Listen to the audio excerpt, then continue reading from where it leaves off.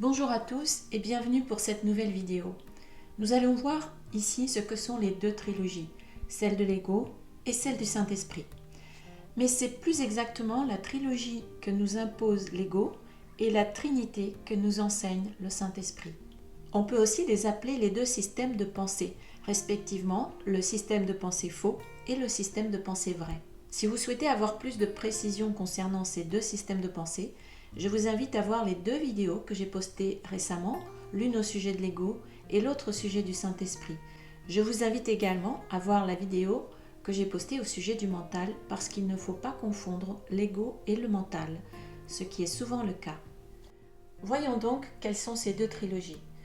Le système de pensée de l'ego, c'est la croyance en la séparation d'avec notre source, qui est basée sur la croyance que nous avons péché contre Dieu et donc que nous sommes coupables et que nous méritons la punition de Dieu.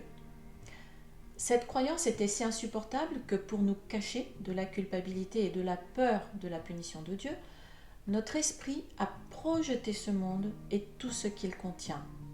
Quand je dis notre esprit, je parle de ce qui se passe à un autre niveau, au niveau métaphysique, au niveau du soi, du Fils de Dieu. Donc notre esprit a projeté tout ce scénario totalement illusoire dans lequel il a cru, et nous avons oublié l'origine du problème. Toute l'affaire est devenue inconsciente pour nous.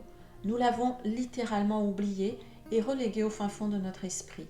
Cette peur de la punition de Dieu se répercute symboliquement dans tous les aspects de notre vie et dans les innombrables conflits qui se déroulent partout dans le monde également. Et toutes les émotions douloureuses, particulièrement la croyance en la mort et la peur de la mort, sont issues de cette peur racine. Cela signifie que tout ce que nous voyons et vivons est une projection de ce qu'il y a dans notre esprit inconscient. Le but de l'ego est de nous cacher la vérité, la vraie réalité. Et pour cela, il doit aussi nous cacher la culpabilité qui provoque cette peur, afin que nous n'allions pas la regarder pour l'éliminer. Son but, c'est de continuer à exister. Vois comment la croyance en la mort semble te sauver. Car si cela disparaissait, que pourrais-tu craindre sinon la vie? Tu n'as pas plus peur de la mort que de l'ego. Ce sont les amis que tu as choisis, car dans ton alliance secrète avec eux, tu as consenti à ne jamais laisser la peur de Dieu être levée. Faire cela, regarder vraiment en face la peur originelle, entraînerait la fin de la croyance en la séparation. Alors, ce serait la fin de l'ego. Ce serait alors l'éveil à la réalité, le retour de notre mémoire, le retour du souvenir de notre vraie nature. Que verrais-tu sans la peur de la mort? Que ressentirais-tu et que penserais-tu si la mort n'exerçait aucune attraction sur toi? Tout simplement, tu te souviendrais de ton Père, du Créateur de la vie, source de tout ce qui vit, Père de l'univers et de l'univers des univers, et de tout ce qui se trouve même au-delà, tu te souviendrais. Alors, pour ne pas être démasqué et pour continuer à exister, l'ego nous fait croire que c'est ce niveau-ci, le niveau de l'illusion, qui est la réalité. Et que le niveau de la vraie réalité, le niveau de Dieu, le ciel, est une illusion, un rêve inexistant. Tout est mis à l'envers. Toute la structure de l'ego, tout son système de pensée est basé sur la trilogie péché, culpabilité, peur. Nous croyons avoir commis un péché en ayant imaginé qu'il pouvait y avoir autre chose que le bonheur parfait. Au lieu d'en rire gentiment, nous avons pris cette idée très au sérieux et nous avons cru que nous avons trahi Dieu, notre source, notre Père. Et cela nous a fait nous sentir très coupables. Alors, nous avons commencé à avoir peur qu'il nous punisse et nous avons ressenti le besoin de nous cacher afin d'échapper à sa punition, qui, je le rappelle, ne viendra jamais. Dans cette trilogie, péché, culpabilité, peur, le péché représente le passé, puisque c'est ce que notre esprit croit qu'il s'est passé. C'est la petite idée folle, l'origine du problème. La culpabilité représente le présent, puisque c'est l'émotion qui continue à être ressentie sous différentes formes. Elle continue à être ressentie maintenant et elle perdure. C'est la conséquence de ce que nous croyons avoir fait par le passé. Et la peur représente le futur, puisque c'est la peur de ce qui pourrait arriver ensuite, la peur de la punition. Cette trilogie, péché, culpabilité, peur, c'est l'apparition du temps linéaire illusoire. Nous voyons ici que l'illusion, c'est-à-dire le monde, le faux univers, a été inventé par nous, le Fils de Dieu, à un autre niveau, à cause d'une croyance ridicule qui a été prise au sérieux, la petite idée folle, comme le dit un courant miracle, pour nous cacher dans le but d'échapper à la punition potentielle de Dieu, qui est fausse également.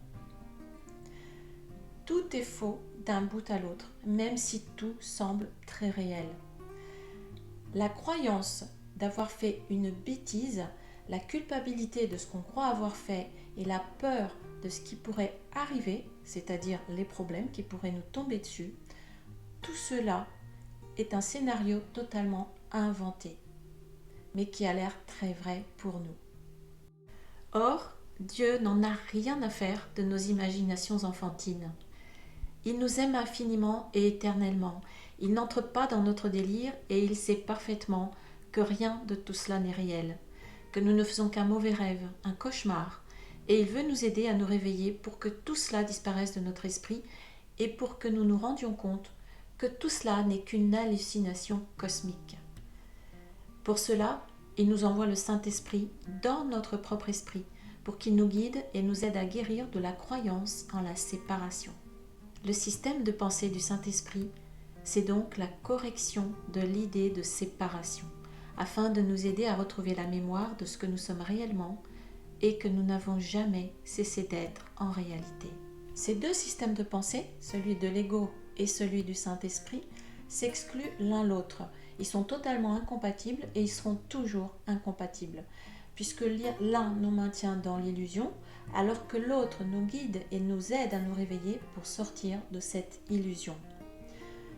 Donc, un courant miracle remplace l'horrible trilogie du système de pensée de l'ego par la trinité heureuse du système de pensée du Saint-Esprit, qui est la correction de la petite idée folle, l'innocence et la confiance. La correction du Saint-Esprit remplace la croyance en la séparation, la croyance d'avoir péché contre Dieu. L'innocence efface et remplace la culpabilité qui était totalement injustifiée. Et la confiance dans la guidance et la guérison du Saint-Esprit remplace la peur de la punition de Dieu. Nous retrouvons ici également le passé, le présent et le futur, puisque la correction de la croyance en la séparation, c'est la guérison du passé. L'innocence qui remplace la culpabilité a lieu dans le présent, c'est maintenant qu'elle est ressentie. Et la confiance remplace la peur du futur. C'est donc le retour au présent pur et infini. Alors, la trinité heureuse du système de pensée du Saint-Esprit nous ramène au présent pur et infini, au présent éternel, et elle remplace la trinité destructrice du système de pensée de l'ego qui nous maintient dans le temps linéaire et illusoire. Le système de pensée du Saint-Esprit nous réveille à notre réalité éternelle et immortelle, et il nous libère du système de pensée de l'ego qui nous maintient dans l'illusion et la souffrance. Tout se passe au niveau de l'esprit, au niveau mental, et nous voyons ici la puissance inimaginable de notre esprit qui est capable de manifester n'importe quelle croyance, qu'elle soit positive ou négative. D'où l'importance de prêter particulièrement attention à nos pensées qui nous indiquent quelles sont nos croyances inconscientes et qui se manifestent dans notre vie de tous les jours. Peu importe la forme que ça prend, c'est toujours ce que nous vivons dans nos vies, c'est toujours la représentation symbolique de ce qu'il y a au fond de notre esprit inconscient. Nous voyons aussi que la culpabilité n'existe pas non plus, puisqu'elle n'a aucun fondement. La séparation ne s'est pas réellement produite. Ce n'est qu'un rêve de séparation, un rêve de culpabilité. Tout se passe dans notre esprit. Il n'y a donc pas réellement à défaire la séparation, ni à enlever la culpabilité. Il y a juste à enlever la croyance en la culpabilité pour passer de la trilogie du système de pensée de l'ego, qui est destructeur, à la Trinité du système de pensée du Saint-Esprit qui est guérisseur. Toi qui appartiens à la cause première, créée par lui, à l'image de lui-même et faisant partie de lui, tu es plus que simplement non coupable. L'état de non-culpabilité n'est que la condition dans laquelle ce qui n'est pas là a été enlevé de l'esprit désordonné qui pensait que ce l'était. C'est cet état et seulement cela que tu dois atteindre, avec Dieu à tes côtés. Car jusqu'à ce que tu le fasses, tu continueras de penser que tu es séparé de lui. Tu peux peut-être sentir sa présence près de toi, mais tu ne peux pas connaître que tu ne fais qu'un avec lui. Cela ne peut pas s'enseigner. L'apprentissage concerne uniquement la condition dans laquelle cela vient tout seul.